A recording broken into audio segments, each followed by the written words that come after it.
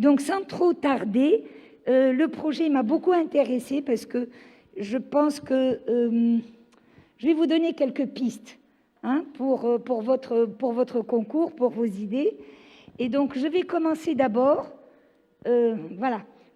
commencer d'abord par me poser la question, parce que c'est des concepts qu'on emploie souvent. Et dans la mesure où je suis prof, je vais vous demander de prendre toujours garde aux mots que vous employez, parce qu'ils travaillent contre vous, si vous ne les maîtrisez pas. Et donc, il faut maîtriser vos concepts. Et comme on parle souvent de sans-abrisme, vous savez que le mot n'existe pas en français, c'est un néologisme, tant mieux qu'il y ait des néologismes, mais il est réducteur. Rudoubel, comme c'est un concept réducteur.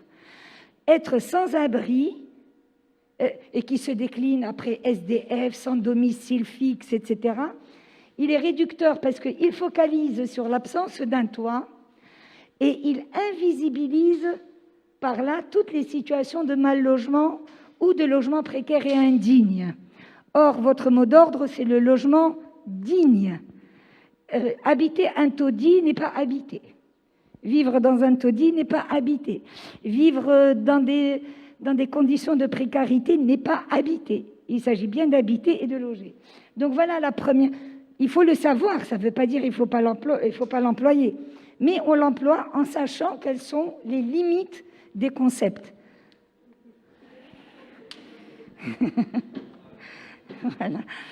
Bien. Le deuxième, c'est qu'il est également réducteur parce qu'il rend mal compte des spécificités du quotidien des personnes. Moi, j'ai écrit des femmes, des hommes, des enfants. On nous a dit qu'il y avait des enfants dans la rue, dont les identités et les destins forcément singuliers ne se limitent pas à leur absence d'abri ou à leur errance psychiatrique. C'est-à-dire que les parcours de vie sont tellement plus complexes. Vous allez retrouver des femmes ou des hommes dans la rue qui ont eu des vies magnifiques avant. Il ne faut pas croire que leur vie n'est faite que de négativité. نقولوا بالعربي دار به الزمان شخص دار به الزمان ينجم يكون كان قبل أستاذ voilà. Et petit à petit la vie fait que il se retrouve à la rue. Donc voilà, si vous voulez, c'est important de remettre les choses à leur place. Mais le concept, il est opérationnel. Pourquoi? Parce qu'il va saisir la réalité de personnes qui passent inévitablement par un combat sans cesse renouvelé pour accéder à un hébergement décent, puis à un logement pérenne. Puis, il y a un parcours en deux temps. Il y a l'hébergement qui est nécessairement un hébergement provisoire, mais dans la dignité. Mais l'hébergement provisoire n'est pas suffisant. Pour moi, ce n'est pas une solution. C'est loin d'être la solution. C'est pour ça que, étant dans l'association Beiti et ayant un discours très, très politique, pour nous, ce qui est le plus important, c'est le droit au logement décent. Point. Et que l'hébergement n'est qu'une chaîne, un point de ce droit au logement décent. Donc, voilà. Donc, on va le prendre avec précaution. Il faut l'intégrer dans une approche transversale, intersectionnelle, c'est-à-dire qui prend en compte les rapports sociaux de domination, de domination et de discrimination par le genre. Vous allez trouver des femmes à la rue, par la race, vous allez trouver des subsahariennes dans la rue, par la classe, vous allez trouver des pauvres dans la rue, par la fortune, par la nationalité. Donc, il y a des systèmes d'exclusion qui vont jouer et qui vont s'intriquer les uns les autres pour mettre les personnes à la rue. Et puis, il y a peut-être, et c'est ce que vous a demandé votre prof, en vous disant il faut faire des biographies, il faut connaître les processus des personnes. Si vous allez mettre en place des unités de vie, il faut bien les connaître. Pour qui on va le faire? Ce n'est pas une idée. Ce ne sont pas des idées, c'est des personnes, avec des histoires, avec un passé et avec probablement des projections aussi dans l'avenir. Donc voilà, si vous voulez, un peu une sorte d'introduction. Alors, les personnes, avec toutes ces précautions, il y a quand même des gens qui sont dans la rue. Et voilà le rapport qui vous a été présenté par Taïeb, qui est le rapport du SAMU social du Grand Tunis, qui faisait des maraudes depuis 2017 et qui a rencontré sur certaines parties de Tunis 542 personnes entre 2017 et 2018 lors de tournées dans 11 secteurs seulement. Ce n'est pas dans le Grand Tunis, dans tous les secteurs du Grand Tunis, mais dans 11 secteurs. Et donc, voilà, 339 personnes rencontrées, dont 70% sont des hommes de nationalité tunisienne. Et j'ai fait la réflexion tout à l'heure avec Aïda. Quand on dit on ne rencontre que des personnes de nationalité tunisienne, c'est parce que les personnes qui n'ont pas la nationalité tunisienne sont des personnes en situation irrégulière et ne sortent pas dans la rue. Ils vont se mettre dans une...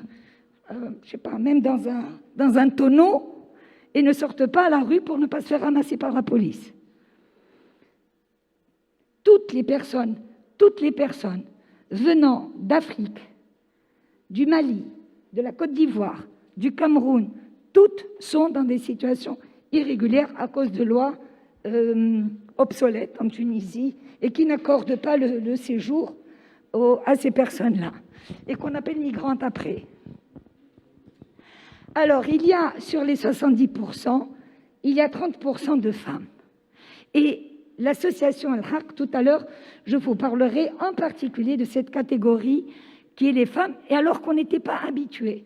C'est avec 2011 qu'on a vu les femmes dans la rue. On est habitué à la mendicité, et encore, avant, on les ramassait dans les paniers à salade, quand il y avait de grands événements en Tunisie. On ramassait tous les pauvres de Tunis, on les mettait dans les centres et on les ressortait après. Et donc, aujourd'hui encore en Tunisie, et Aïda le sait, et elle me soutient dans cela, je pense qu'il est temps de demander à dépénaliser la mendicité. Le code pénal en Tunisie incrimine la mendicité. Elle peut aller d'1 année de prison jusqu'à 3 ans de prison. Qui m'a là. C'est de la même manière. Bien. Alors, je ne sais pas, peut-être que c'est important. Les femmes, en tout cas, les femmes qui se retrouvent dans la rue, sur les 30%, toutes le sont pour des questions de violence. À cause des violences, soit des violences psychologiques ou des violences économiques, des spoliations, des conflits familiaux sur les questions d'héritage extrêmement importants. Et les femmes sont les plus vulnérables sur ces questions-là. Donc, quand on pose la question de l'égalité dans l'héritage, beaucoup pensent que c'est très idéologique, alors que ce n'est pas vrai. Ça commence par là. La transmission des biens de génération en génération pour que les gens aient... C'est une transmission du capital en gratuité. Donc, voilà. C'est des choses qui sont importantes et qui sont très organisées de manière très discriminatoire dans notre pays, qui fait que, comme pour les jeunes, aujourd'hui encore dans les pratiques, les enfants dont les parents prédécèdent à leur propre grand-père, donc c'est le père qui meurt avant le grand-père, eh bien ils se retrouvent à la rue, on les met à la rue, parce que c'est ça la tradition. Donc, il y a des choses à considérer de manière plus sur la base de ces travaux, donc des droits, de l'égalité des chances, des droits humains, des instruments internationaux que la Tunisie a ratifiés tous, elle les a tous ratifiés, et donc il est important de les voir de ce point de vue. Donc, le plus important, c'est que 89% des personnes rencontrées sont seules, célibataires, veuves, divorcées, séparées, sans soutien familial. Voilà, donc, ce sont un peu les figures de la vulnérabilité. On passe. Alors, l'association Beiti, on s'appelait d'abord Beiti pour les femmes sans domicile. Après, on a enlevé le mot sans domicile pour ne pas stigmatiser les femmes, parce que après, au bout d'un moment, on va les appeler Bnet Beiti, comme si c'était les stigmatisations. Donc, il faut faire très attention avec les personnes pour qu'elles ne soient pas stigmatisées.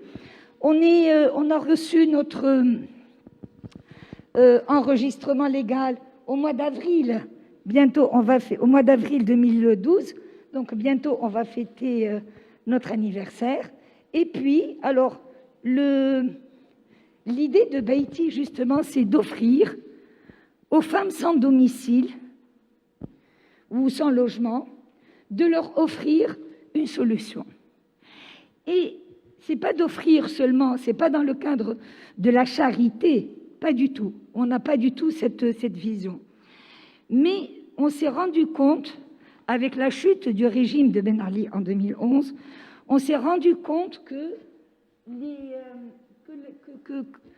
l'errance des femmes est devenue visible. On ne le voyait pas avant parce que les solidarités traditionnelles ont été cassées. Les femmes allaient faire zéria, allaient à la mosquée, allaient au hammam. Le hammam aussi était une... nous fait sqifa, les sqifas des maisons traditionnelles. Enfin, il y avait comme ça des institutions de solidarité qui jouaient un peu, qui n'ont plus joué après. Et donc, l'idée, c'est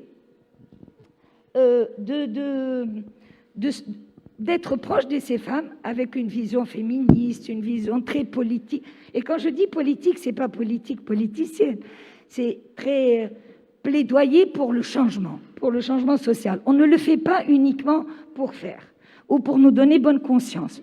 On le fait pour que ça change, pour que dans notre pays, ça change. Et donc, on peut changer. Donc, l'association Beïti, voilà le projet. Le projet, c'est pour le droit de cité, le droit à être dans une police de citoyennes et de citoyens libres et égaux. Donc, le premier constat qu'on a fait, c'est un déficit institutionnel de prise en charge des femmes victimes de violences ou en situation de discrimination et d'exclusion économique et sociale. Voilà le premier constat.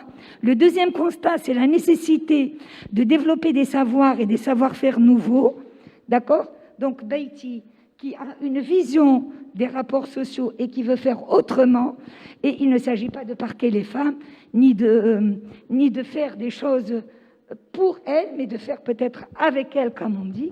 Et c'est pour cette raison qu'on a mis en place ces 4 institutions. Donc, l'unité d'accueil, d'information et d'orientation qu'on appelle le centre de jour, c'est un centre en ambulatoire. Les femmes viennent, elles sont accueillies.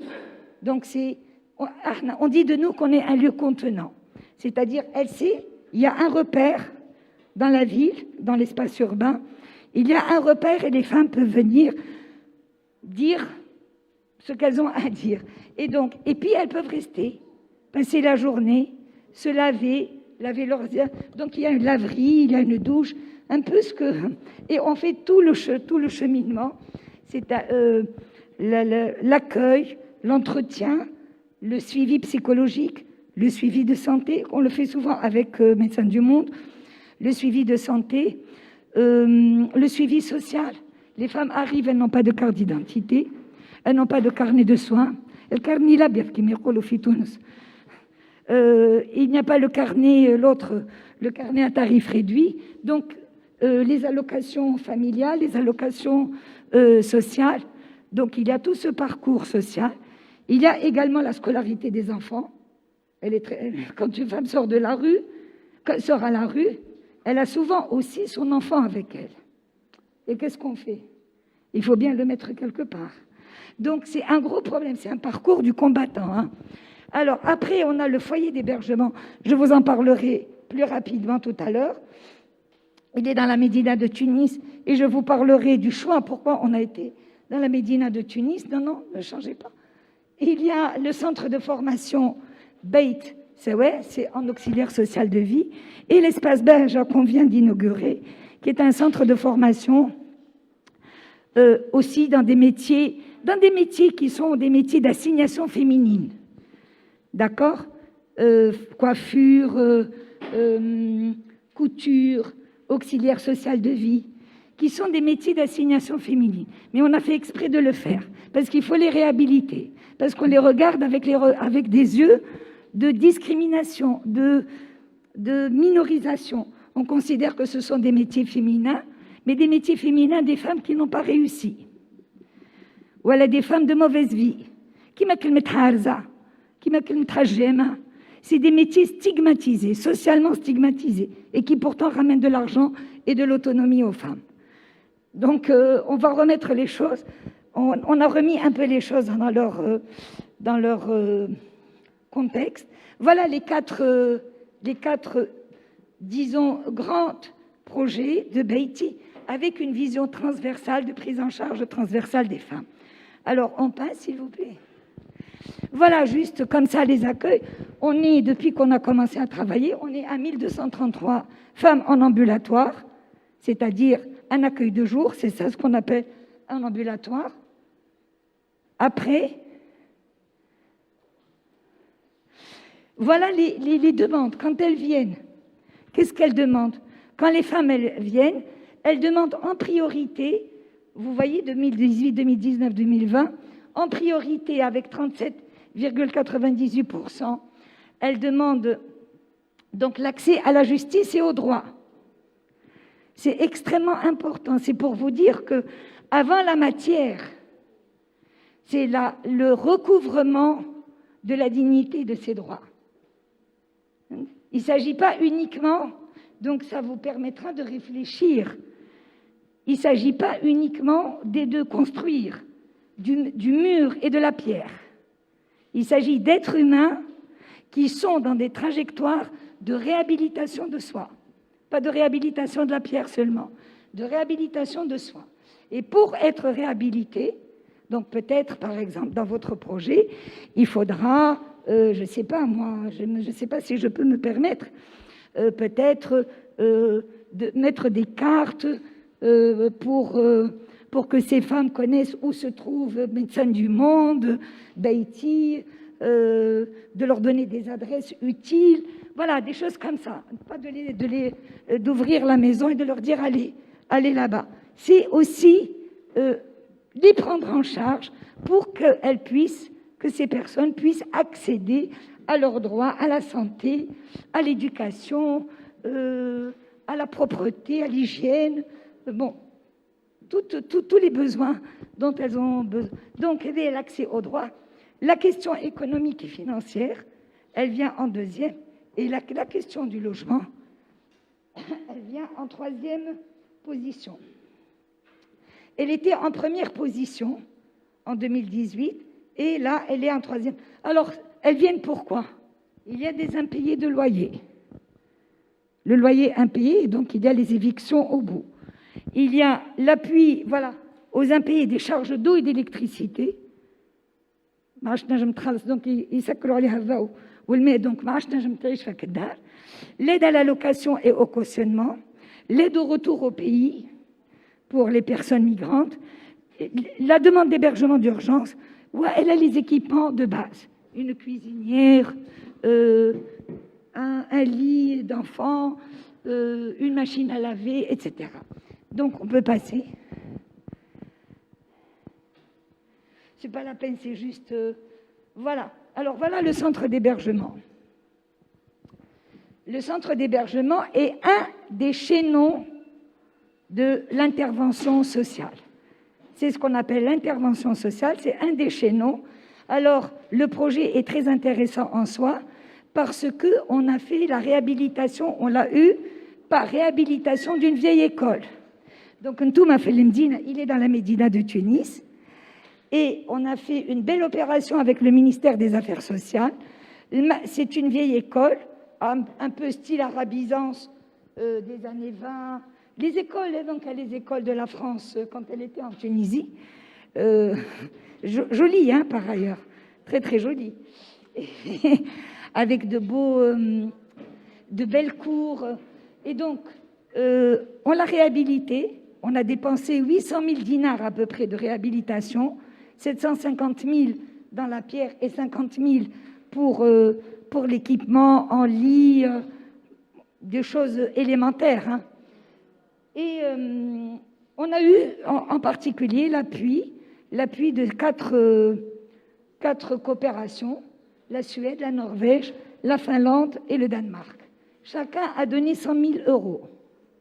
Transformé, malheureusement, grâce à cause du taux de change, il s'est transformé à l'époque en double. Et donc, on a eu 800 000 dinars. Et avec les 800 000 dinars, on a pu faire la réhabilitation. Donc, jusqu'à aujourd'hui, depuis son inauguration, les travaux ont duré 3 ans.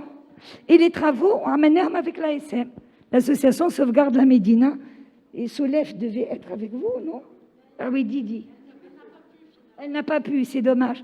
Eh bien, Soulef, avec Soulef, Zoubair Mouhli, Sadiqa également. Donc, c'est eux qui ont fait, c'est eux qui se sont chargés de l'aspect architectural. Sinon, il y a eu donc depuis 164 personnes. Il y a une capacité d'accueil de 30 lits. On n'a jamais été jusqu'à 30 lits parce que c'est très difficile. On est, je sais pas, une trentaine de personnes à nous occuper d'un centre d'hébergement qui assure le gîte, la nourriture, tout quoi. 5 fois le goûter des enfants. Il faut réfléchir aux enfants parce que les femmes arrivent avec leurs enfants. Il faut réfléchir à des crèches. Il faut réfléchir à comment garder les enfants. Et tout cela, on le fait sans qu'aucune loi dans le pays, aucune, ne donne aucune attribution. Il n'y a rien sur les centres d'hébergement. Nous n'avons ni ce qu'on appelle la tutelle publique. Par exemple, quand la maman sort et que l'enfant reste dans le centre d'hébergement, imaginez un seul instant, il arrive un accident à l'enfant. On n'a pas de tutelle publique. Voilà une école, la faculté. Voilà. Il y a une tutelle publique, c'est-à-dire on n'est pas responsable de ce qui peut arriver comme accident à la personne, surtout quand elle est mineure. L'alcool, comme vous êtes des majeurs. Mais imaginez un enfant. Un enfant est nécessairement sous la responsabilité d'une personne. Et donc, on a beau le demander, il y a eu des textes, je vous en parlerai plus tard, des textes très mauvais, je suis très critique, mais des textes très mauvais, ils n'ont pas entendu les critiques de la société civile et des personnes qui sont sur le terrain pour leur dire, alors, faire un centre d'hébergement, c'est accorder d'abord des droits. S'il n'y a pas un droit de priorité à la santé, une femme tombe malade et donc je peux l'emmener à l'hôpital. Si je ne peux pas l'emmener à l'hôpital, qu'est-ce qu'on fait? Si on ne peut pas profiter des écoles publiques parce que sous prétexte que les mères célibataires, qu'est-ce qu'on fait? Donc il n'y a pas de droit. C'est pour ça que je veux vous sensibiliser, et c'est ce qui m'a été demandé par Narges CML, de vous en sensibiliser à ces questions-là. Il ne s'agit pas uniquement d'une réhabilitation de la pierre ou d'une... Voilà, le projet, vous devez le prendre dans toutes ses dimensions, en particulier dans sa dimension droit. Donc, on y va. Kif avait à l'espace donc 164 femmes. On peut passer, Narges. Voilà, le choix de la Médina, très vite. Pourquoi on a choisi la Médina? La Médina, à cause d'abord de son potentiel de sociabilité, en dépit de la précarité des conditions de vie. صحيح المدينة مهدرشة. صحيح. لكن la qualité des rapports humains dans la Médina, elle est excellente. Parce que les gens se renvoient leur image. On a des pauvres avec nous, des femmes pauvres, victimes de violences. Elles ne se sentent pas disqualifiées. Il n'y a pas le regard disqualificatoire sur ces femmes quand elles sont dans la Médina. Elles ressemblent à tous ceux qui sont dans la Médina. Et qui est un lieu de... On le sait, tous les historiens ont montré, elle est l'Mdina. Même quand l'Mdina, tout ne soit là, que ce soit la Sousa, elle résorbe les marginalités. Et ce n'est pas par hasard que la communauté LGBT en Tunisie se réfugie dans la Médina de Tunis. Ce n'est pas par hasard. Et ce n'est pas l'humour. Il y a une sorte de convivialité, de proximité, qui fait que les gens se reconnaissent les uns dans les autres. Bien, voilà le choix de la Médina. Le deuxième, un lieu d'hébergement, donc socialisé par son voisinage et son réseau de solidarité. Il y a aujourd'hui dans la Médina, je m'explique, il y a dans la Médina de Tunis un potentiel que vous connaissez mieux que moi étant architecte. un potentiel historique, qui donne de la personne qui marche dans la Médina toute personne, pense que les racines viennent de très loin et se sent bien nécessairement parce que c'est un lieu plein d'histoire, où le passé est présent, où les gens sont détendus. Et en plus, c'est beau. Il y a quand même une justice sur terre. C'est peut-être pauvre, mais c'est beau. C'est plus joli que les quartiers. Je ne sais pas, je trouve que c'est peut-être pauvre, mais c'est beau. Voilà. Et donc, il y a là-bas, il y a aujourd'hui une menace sur la vieille ville. Il y a la menace de la gentrification, la menace de bobo, un peu bobo. Ça ne me dérange pas, moi, pourquoi pas. Mais il faut qu'il y ait du social. Il faut qu'il y ait de l'entreprise sociale dans la Médina, qu'elle ne devienne pas un simple écrin, un simple musée où les gens seront... on va les regarder comme si c'était des choses qui viennent d'ailleurs, d'un autre monde. Donc vous faites attention, c'est très bien de pouvoir allier et le travail et les activités commerciales et rentables, pourquoi pas, mais aussi des activités de type social, comme le projet que vous allez, sur lequel vous allez concourir. Bien, voilà pour le choix de la Médina, et je finis pratiquement. C'est pas la peine sur les résultats de l'enquête socio-urbaine dans la Médina. Je vous ai dit, grosso modo, c'est un peu le même type de personnes, pas des gens riches, pas des gens, beaucoup de vieillesse, beaucoup de femmes seules, beaucoup. La Médina absorbe la solitude et les marginalités. Beaucoup de femmes seules vivent en Médina. J'ai même une petite anecdote que je peux vous raconter. Omi Saïda, que vous connaissez probablement, grande figure de la révolution tunisienne, qui portait les drapeaux.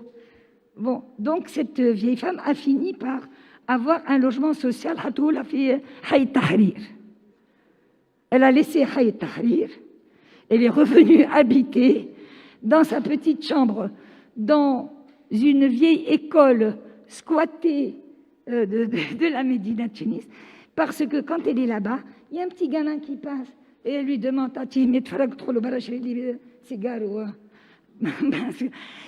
il y a de la convivialité, il y a de la vie qui n'existe pas dans les autres quartiers. Et donc voilà, c'est pour vous dire qu'il y a autre chose, nécessairement. Il y a l'aspect social, l'aspect relationnel, l'aspect humain est très important. Donc on va passer, c'est pas la peine sur les résultats de l'enquête, on peut passer également. Voilà, on a fait, alors, avant de nous établir dans la Médina de Tunis, et après avoir, et on a fait une enquête,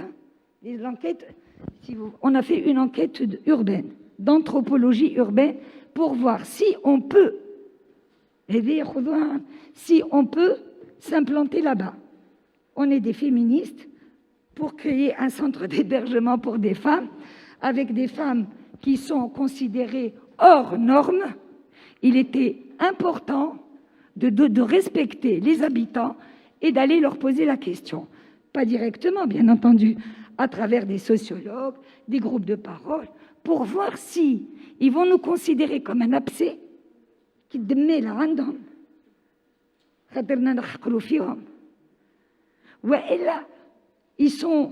Ils vont considérer qu'on est dans le cadre d'une solidarité et que c'est même la chance pour eux de pouvoir abriter un centre d'hébergement. Donc, voilà, on a fait cette étude. Il y a eu les enquêtes qui a sorti les deux idées, et donc, mais on a fait une autre enquête biographique qu'on a intitulée « Figures et récits de vie ». Et on a envoyé des sociologues dans les lieux dont a parlé Taïeb, c'est-à-dire les gares, les toits des maisons, les centres d'hébergement, pour rencontrer ces femmes et avoir des récits de vie, pour voir d'où elles viennent, pourquoi elles sont là, est-ce qu'elles veulent quitter leur monde. Vous savez que ce n'est pas évident. Pour beaucoup d'entre elles, elles ne veulent plus retourner dans une maison à la Tsakarbeb.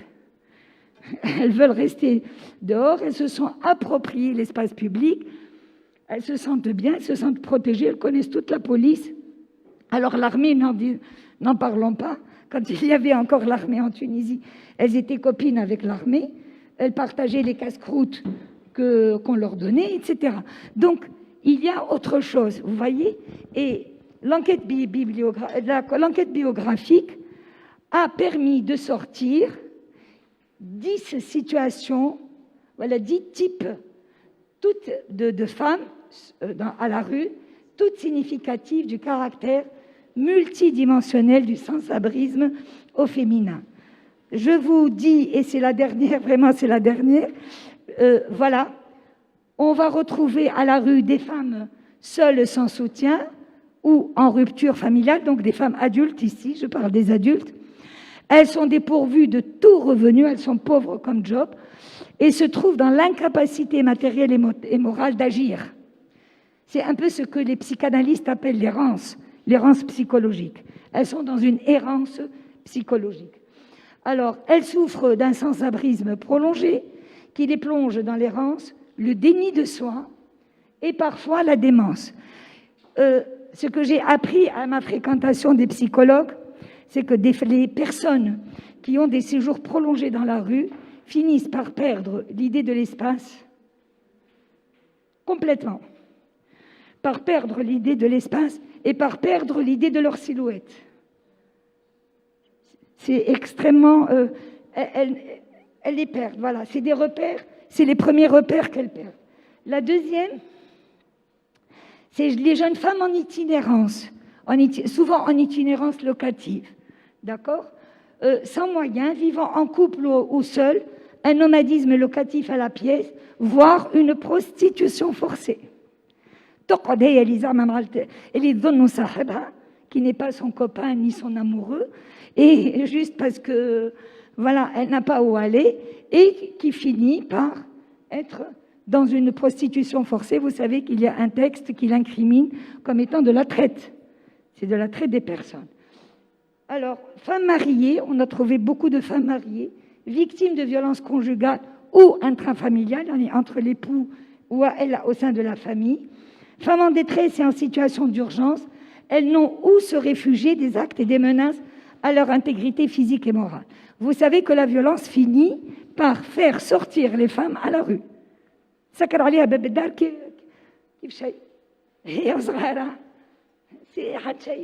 rien. On ferme la porte de la maison et même on change la serrure et on le sait très bien. Et les femmes sortent parce que la menace de violence peut aller jusqu'à la menace de mort. Vous connaissez, on n'a pas les chiffres en Tunisie, ils ne sont pas publics si on les a, mais ils ne sont pas publics. En France, ils sont publics. Il y a à peu près, tous les 3 jours, voilà, tous les 2 jours, il y a une femme qui meurt. Sous les coups de... Et d'ailleurs, la plupart meurent à la cuisine, par un couteau de cuisine, une hache, enfin voilà, les équipements lourds de la cuisine. Alors, les jeunes, qu'est-ce qu'on a dit? Femmes mariées, oui, on peut changer. Les femmes chefs de famille monoparentales, c'est-à-dire femmes célibataires, veuves ou divorcées, qu'on appelle en Tunisie les mères célibataires.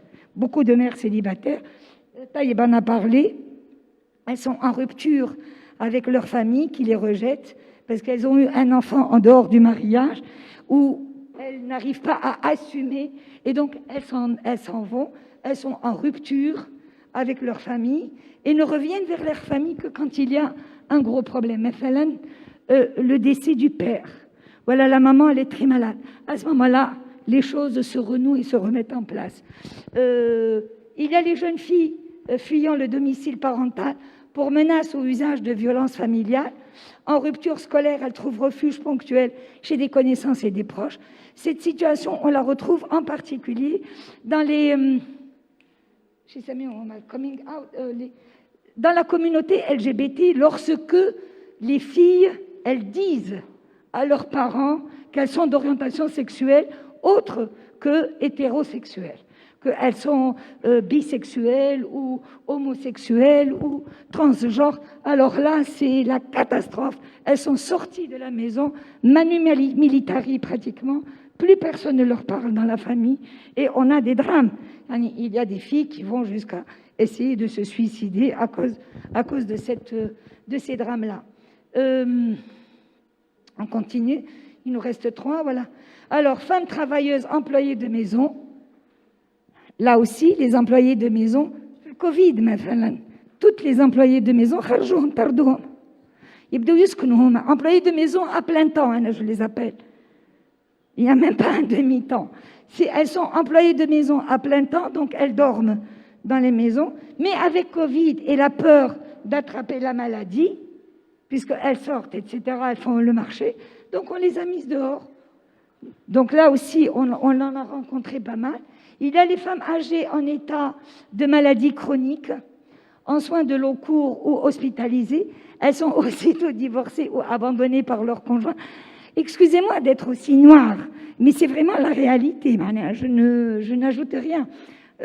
Cette situation-là, je l'ai rencontrée avec le docteur Farhat Ben Ayed, que vous connaissez, grand cancérologue en Tunisie, qui a un centre d'hébergement justement pour les femmes qui subissent des soins de la chimiothérapie, des soins de long cours.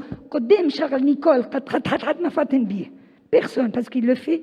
Eh bien, avec Si Farhat Ben Ayed, on a fait une étude. Les femmes sont divorcées.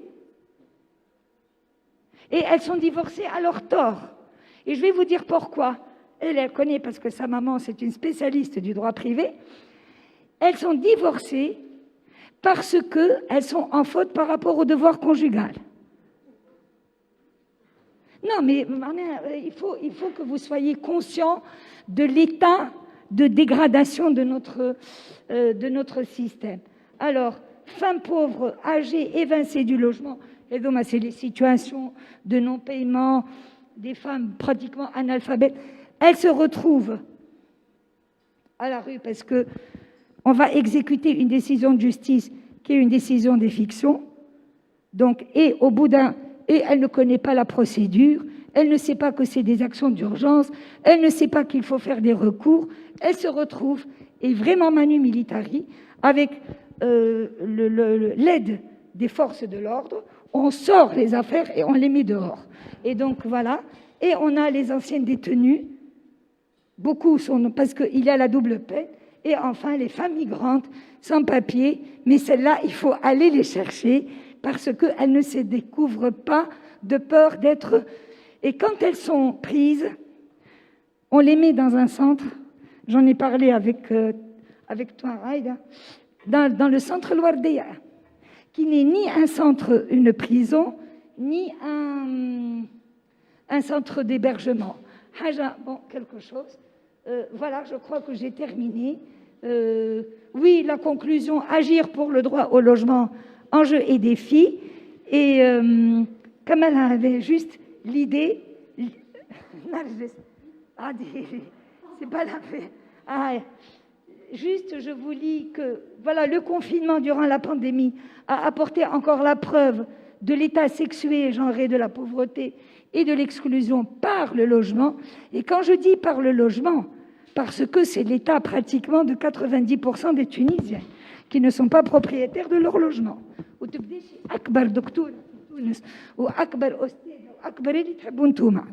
Ok, elle n'a pas de capital. Les femmes n'ont pas de capital immobilier derrière elles. Elles ont leur force de travail. C'est pour ça qu'elles travaillent.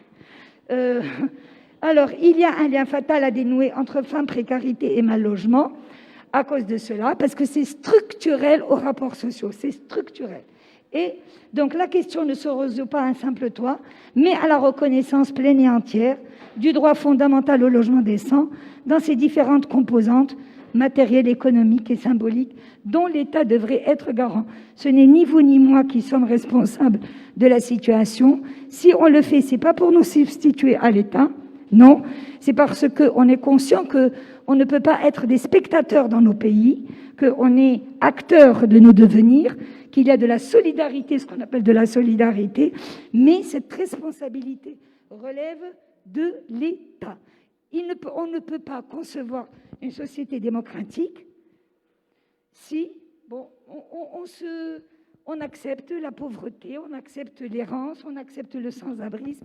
Merci beaucoup, Zolita Walt. Merci beaucoup.